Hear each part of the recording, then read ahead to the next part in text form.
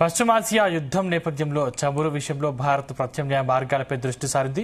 అటు భారత్కు చమురు అమ్మేందుకు సిద్దమంటూ ప్రకటించిన నేపథ్యంలో తాజాగా కీలక పరిణామం చోటు చేసుకుంది. రష్యా నుంచి భారీ మొత్తంలో చమురును భారత్ కొనుగోలు చేసింది. దాంతో చమురు నౌకలు రష్యా నుంచి బయలుదేరినట్లు తెలుస్తోంది.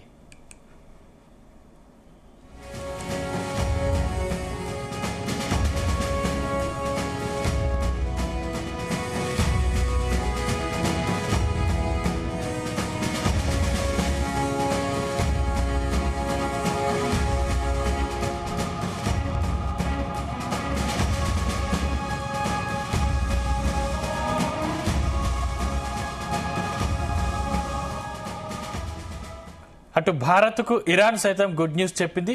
హార్ముజ్ జలసంధి మూసివేతపై భారత్కు సానుకూలంగా ఇరాన్ కీలక ప్రకటన చేసింది.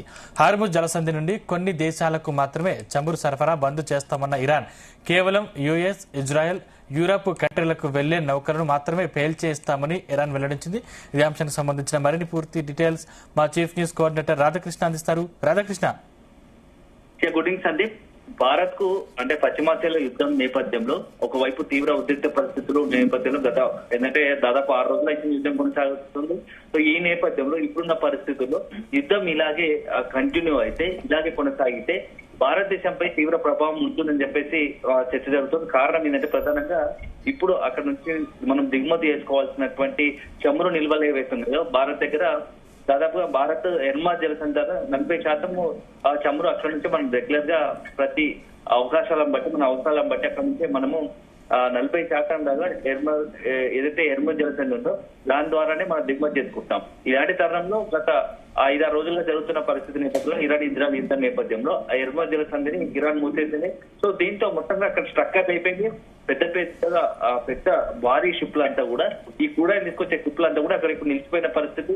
జలసంధిని వన్స్ ఇరాన్ క్లోజ్ చేయడంతో అవంతా కూడా చమురు సరఫరాకు చమురు దిగుమతికి ఇబ్బందిగా మారింది. సో ఈ నేపథ్యంలో చమురు ప్రభావం ఎప్పుడైతే వన్స్ చమురు దిగుమతి నిలిచిపోతే దాని ప్రభావం భారత్ పై తీవ్రంగా ఉండబోతా ఉంది అని చెప్పేసి పెద్ద ఎత్తున ప్రచారం జరిగింది. ఎందుకంటే ప్రస్తుతం భారత్ వద్ద ఉన్నటువంటి చమురు నిల్వలు మరొక 4 వారాల పాటు మాత్రమే కంటిన్యూ 4 వారాలు మాత్రమే సరిపడా ఉన్నాయి. సో ఆ తర్వాత కనుక యుద్ధం ఇలాగే కొనసాగితే ఇంపాక్ట్ చాలా ఉండబోతా ఉంది. ఎందుకంటే చమురు నిల్వలు తగ్గితే వన్స్ దాని ప్రభావం మొత్తం దేశవ్యాప్తంగా ఉంటుంది, ఆయా రంగాలపై పడుతుంది. కాబట్టి ఒక రకంగా భారత్ కూడా గత 2-3 రోజుల నుంచి ఒక ఆందోళన నెలకొంది. అయితే ఇలాంటి తరుణంలో ఒక భారత్ కు భారీ అంటే ఒక రకంగా ఉపశమనమైన వార్త అని చెప్పవచ్చు. ఒక రకమైనటువంటి యుద్ధ నేపథ్యంలో పశ్చిమాసియాలో తీవ్ర ఉద్రిక్తలు నెలకొన్న సందర్భంలో భారత్ కు మాత్రం కాస్త ఒక నిర్ణయం మాత్రం కాస్త సంతోషకరమైన వార్త అని చెప్పవచ్చు. ఎందుకంటే దాదాపుగా భారత్ కి సంబంధించి ఏదైతే ఎర్మాజ్ జలసంధి ద్వారా తీసుకొచ్చేటువంటి దిగుమతి చేసుకున్నటువంటి చమురుకు సంబంధించి ఇక భవిష్యత్తులో అంటే ఇబ్బంది ఉండకపోవచ్చు అని చెప్పేసి కూడా చర్చ జరుగుతుంది. దానికి కారణం ఏంటంటే ఇరాన్ తాజాగా ఒక ప్రకటన చేసింది. ఏదైతే యుద్ధ నేపథ్యంలో ఎర్మాజ్ జలసంధి వద్ద ఏదైతే మన నిన్నటి వరకు కూడా మనం నిర్ణయం తీసుకున్నట్టుగా అక్కడ ఇరాన్ సంబంధించి ఏదైతే ఆంక్షలు పెట్టిందో అక్కడ నుండి ఓడలు మొత్తం కూడా క్రూడ్ ఆయిల్ సంబంధించిన ఓడలు అంటే వాణిజ్య సందర్భంగా ఏదైతే చమురు దిగుమతికి సంబంధించినటువంటి వాణిజ్య ఓడలు ఉన్నాయో వాటిని నిలిపివేస్తామని ప్రకటించిన ఇరాన్ కాస్త మనసు మార్చుకున్నట్టుంది.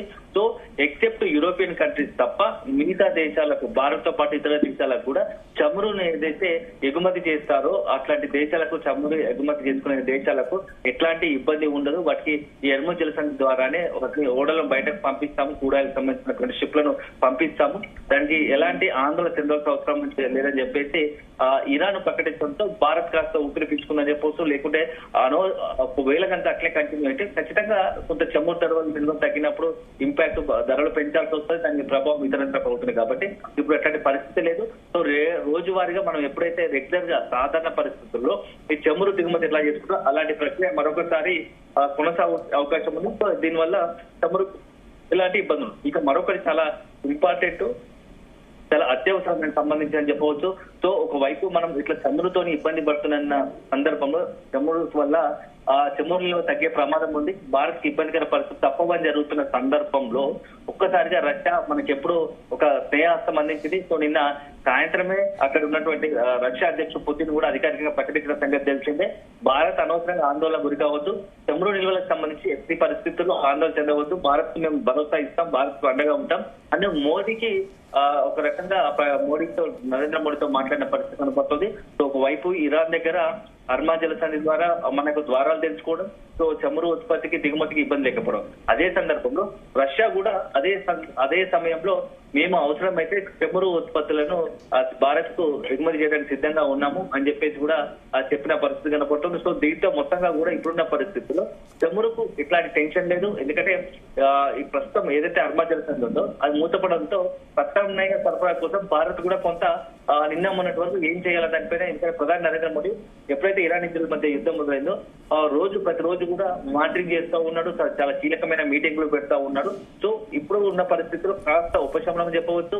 అయితే నిన్న మొన్నటి ఉన్న పరిస్థితి నేపథ్యంలో ప్రత్యామ్నాయ చమురు కోసం ప్రత్యామ్నాయ సరఫరా కోసం ప్రత్యామ్నాయ ఏర్పాట్లకు కూడా చూసింది. సో అనేక ఇతరత్ర ఏర్పాట్లకు అన్వేషించిన పరిస్థితి కనబడుతుంది. సో భారతీయ రిఫరెన్స్ రోజు సుమారు 56 లక్షల బ్యారెళ్లు మాత్రం చమురు శుద్ధి చేస్తారు. సో అమెరికా ఇజ్రాయెల్ ఉమ్మడి దాడుల తరిమిల ఇరాన్ దాడులకు ప్రతిపాదనతో హర్మజ్ జలసంధి పూర్తి స్థాయిలో నిలిపివేసి వందలాది చమురు నౌకలు నిలిచిపోయాయి. ఈ నేపథ్యంలో భారత్ కు చమురు సరఫరాకు రష్యా అంగీకరించినట్టుగా కూడా తెలుస్తుంది. సో రష్యా అంగీకరించడం, ఇటు ఇరాన్ కూడా కొంత సానుకూల నిర్ణయం తీసుకోవడంతో ఇక భవిష్యత్తులో మనకు చమురు గురించి లేనిపోని ఆందోళనను టెన్షన్ పడాల్సిన అవసరం లేదని చెప్పేసి కూడా తెలుస్తోంది.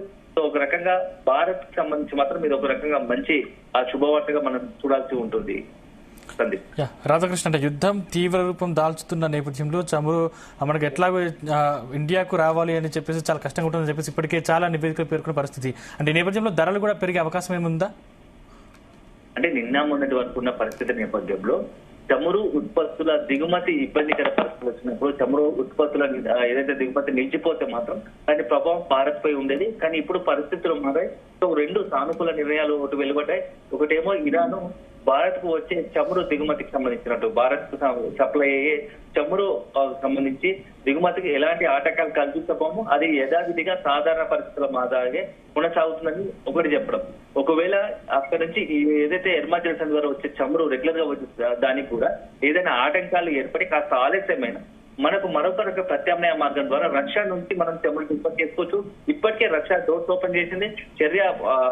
రష్యా మనకు సానుకూలంగా నిర్ణయం తీసుకుంది. భారత్ కు ఎప్పుడు ఎలాంటి అవసరం ఉన్నా చమురుకు సంబంధించి మేము సిద్ధంగా ఉన్నాము ఎగుమతి చేయడానికి అని చెప్పేసి నిన్ననే రష్యా ప్రకటించిన పరిస్థితి కనబడుతుంది. సో ఈ నేపథ్యంలో ఒకవైపు రష్యా, మరోవైపు ఇరాన్ నుంచి ఎక్కడైతే సానుకూలంగా నిర్ణయంతో భవిష్యత్తులో చమురుకు సంబంధించి పెద్దగా ఆందోళన పడాల్సిన అవసరం లేదు. చమురు కావచ్చు, గ్యాస్ కి సంబంధించినటువంటి అంటే గత 2 రోజుల యుద్ధ నేపథ్యంలో అంతా కూడా ఒక రకంగా భవిష్యత్తులో పెట్రోల్ డీజిల్ కొరతలు రావచ్చు, అదే సందర్భంలో గ్యాస్ సిలిండర్ల కొరత ఉండొచ్చు అని చెప్పేసి కొంత ప్రచారం జరిగితే జనాల్లో కూడా ఆ రకమైన ఒక భయాందోళన ఉండేది. సో కాస్త ఇప్పుడు దానికి రిలీఫ్ గా ఇప్పుడు ఈ రోజు వచ్చిన వార్త మాత్రం కాస్త ఉపశమనం కలిగించినట్టుగా మనం భావించాల్సి ఉంటుంది.